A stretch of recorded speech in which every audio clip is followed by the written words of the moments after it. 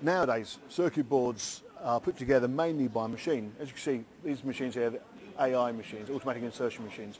And what they do, behind them you've got rows of components.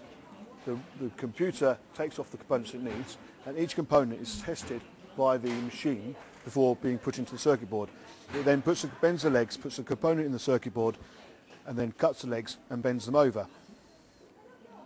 So all those components are loose in there, but they won't fall out because the legs are cut, and that's ready for soldering.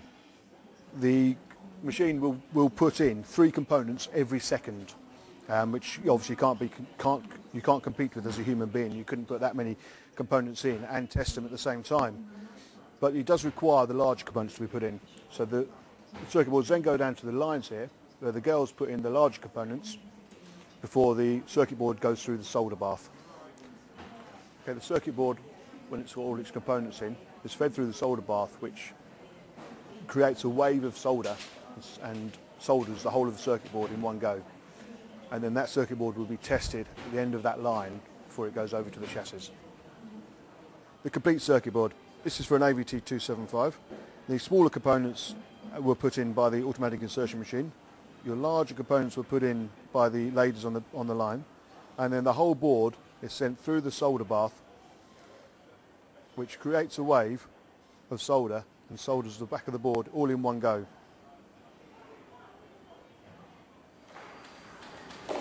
Okay, this is the finishing department. Now we've got our own wood mill just the other side there. We make the wooden boxes for the amplifiers. This is the wood mill. We're making 8,000 boxes every month in here for the production. You will notice that people walking around, they've got to wear ear defenders because it's quite noisy. But they don't have to wear masks. We've got an extraction system in here that is absolutely fantastic. All the tools that are being used have got their own extraction hose on them, which takes away all the dust, all the sawdust out to be taken away and disposed of. Now in here you'll find routers cutting out the boxes. I mean, the machine in front of you now is a large router. It cuts out chassis in one go, all controlled by a computer and one person. But as you go around, there's more intricate jobs which are made on smaller routers by individuals. When you're making the amount of boxes that we need to make every day, you notice the joints all put together, all square. First thing you have to do is glue them. And to enable us to glue them and work on them straight away, we use what is called a radio frequency oven, basically like a microwave oven. So for instance, a 4x12, the corners of the joints will be put together, clamped in place in here. Then the front door is shut and that microwaves the corners in, and so a few seconds later it comes out, the corners are stuck, the glue's dry, and you can work on it straight away.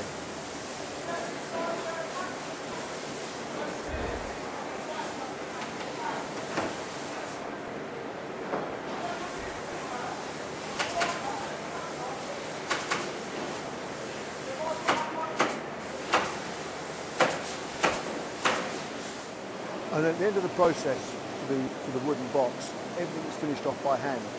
As I say, even these hand sanders, the extraction system will take the dust away so it's comfortable for the people who are working. And everything's finished off to make sure the wood is perfect.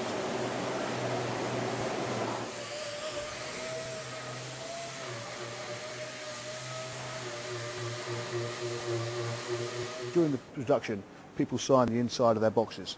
This is something which started back in the 70s when Mr. Marshall used to work in the finishing himself. And he used to make, at that point, made everybody working on an amplifier put their initials or their name inside so he knew who had worked on it. Because if he had anything come back, he wanted to know who had made it wrong so he could put them in the right direction and have it done right next time. Now, actually, a little while ago, we had a chap come in with an early 70s 4x12 and the speaker had blown. Nothing had ever gone wrong with it before then. And we had it into the service, we took it out, took the speaker out to replace it, and pointed out to him that it had Mr. Marshall's signature inside it. And he was chuffed to bits when we told him that it means that amplifier, that speaker cap, had been made by Mr. Marshall himself. Yeah, because of the adhesive we use nowadays, it's all water-based. The boxes have to be heated up to 40 degrees. So we run them through the heaters here, heats them up to 40 degrees. The inside of the front of the boxes are sprayed black, so there's no reflection when they're on stage from the white wood. and then they're covered up. And that, by heating them up with these heaters, they're still hot when they go on the bench for covering. Okay, this is a covering department. You'll notice, if you were here, you would notice that you can't smell the adhesive anymore. Now, when I was a young lad, I used to come to the factory with my dad. The overwhelming aspect of this area was the smell of the adhesive, and you'd go out sort of high by the end of the day. Nowadays, it's all water-based. So what we have to do, when we make the wooden boxes, we have to heat them up to 40 degrees C. So when they come to this stage, the boxes are still warm, and the adhesive will then become tacky and be able to stick the cover into the box. Now you see, we are doing a white one here. This is actually just for a display unit, the 1959 display unit. But you know, we've talked before, we said we make 8,000 units a month in the factory. That means 8,000 boxes have got to be made and 8,000 boxes have got to be covered. And these chaps here have got to work hard. You can't automate this process. All the amplifiers are different. You've got to be so careful in doing the covering. The corners have got to be perfect, especially on the hand-wired amplifier boxes where there's no plastic corners to go on. So this is a very skilled area. And it's a hive of activity. It's busy all the time, right from 8 o'clock in the morning to 5 o'clock at night. It's non-stop in here. This is where the whole thing comes together. The circuit boards are put into the chassis and they come through as complete chassis on these trolleys. The guys here, they put the speakers into the combos or the speaker cabs. They put the chassis into the tops. They put all the handles and the corners on. They basically put everything together for the final time. And finally, the amplifier is, the speakers are put in the cabinets. The Marshall logo is put on the front of the baffle, and the whole cabinet or the speaker cab or the amplifier is sent off through for final testing before getting packaged up and sent off to the customer. Okay, well, this is an anechoic chamber. When you produce any electrical equipment, it gives off radio frequencies.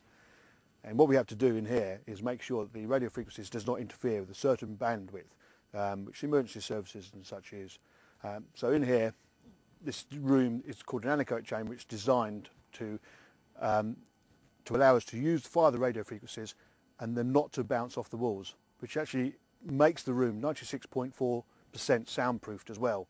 That's sort of a byproduct of the design. The equipment you're testing is put on a table. It's approximately 3 meters away from the area which we're using, and all the new products have to be tested in this manner. And by having our own anechoic chamber enables us to control when we're going to test it and make sure it passes before we send it away to an external agency which actually have to pass it for the British standard.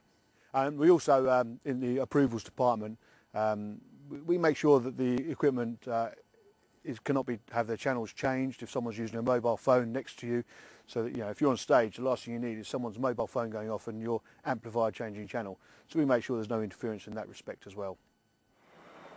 When the amplifier's packaged up in the box, we then shrink wrap the box to keep everything nice and neat.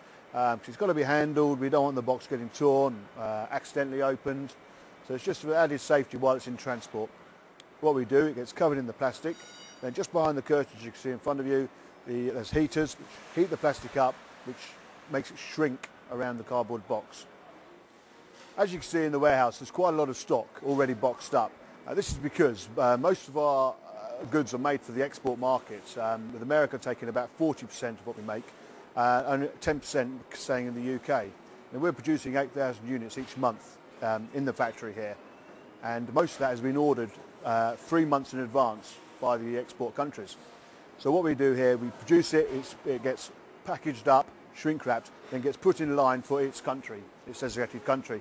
And as soon as the container comes in, you can see in the far corner the container